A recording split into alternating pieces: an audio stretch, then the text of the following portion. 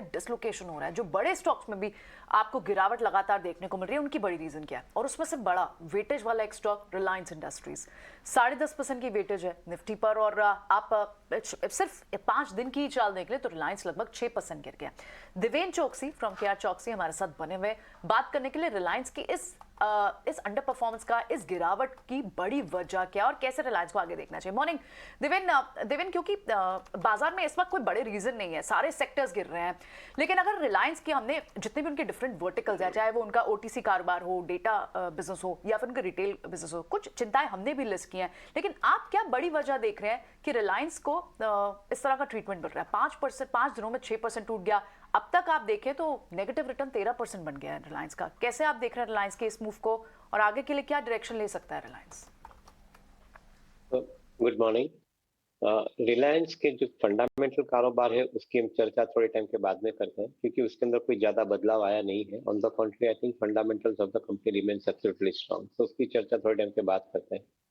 I think यहाँ पे problem जो सबसे बड़ी है वो टेक्निकल्स है, मार्केट के उनकी प्रॉब्लम है। मैंने इसके लिए मैं थोड़ा समय आपके साथ में लेके ये चर्चा को विस्तार से बोलना चाहूंगा। मार्केट के अंदर हमारे मार्केट के अंदर कंपैरेटिवली कैश मार्केट में डेप्थ कम है, और डेरिवेटिव मार्केट के अंदर कारोबार कैश मार्केट के मुकाबले करीबन 30 टाइम से 50 टाइम होता है, which means that most of the players they operate derivative market, and there after I think the impact comes on to the cash market. जहां तक डेरिवेटिव मार्केट का कारोबार का सवाल है, वहां पे हम एक चीज देख रहे हैं कि ग्लोबल फंड्स इक्विटी में से फंड्स निकाल के डेट की तरफ जा रहे हैं। इमर्जिंग मार्केट की इक्विटी इंक्लूडेड है, जिसके अंदर हमारे इंडिया का भी समावेश होता है। तो because of that I think they are shorted Nifty, और निफ्टी शॉर्ट करने के साथ में वो निफ्टी के अंडरलाइन जो स्टॉक्स है अपने पोर्टफोलियो के अंदर, उनके पोर्टफोलियो के अंदर उनकी डिलीवरी भी वो लोग शॉर्ट करने के बाद रिलीज करते हैं। बिकॉज एक साथ में अब शायद आपको कैश मार्केट में डिलीवरी रिलीज करनी है, तो इंडिया के मार्केट के अंदर ये डेप्थ ही नहीं है कि वो अपने माल बेच पाएंगे।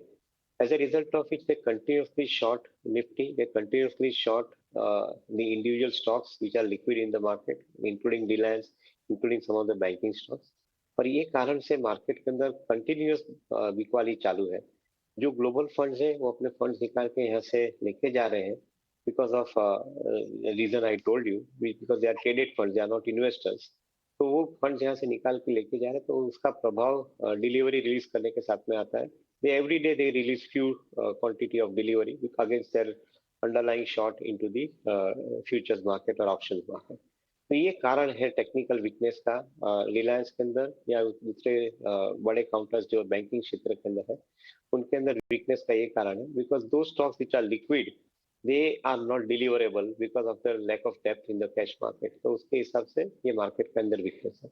जहां तक फंडामेंटल सवाल है रिलायंस का, मेरे ख्याल से उसके कोई कारोबार के अंदर कोई जगह पे वीकनेस नहीं है।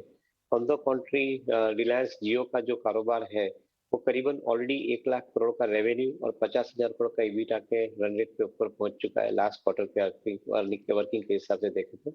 And this business is growing at the rate of 20%।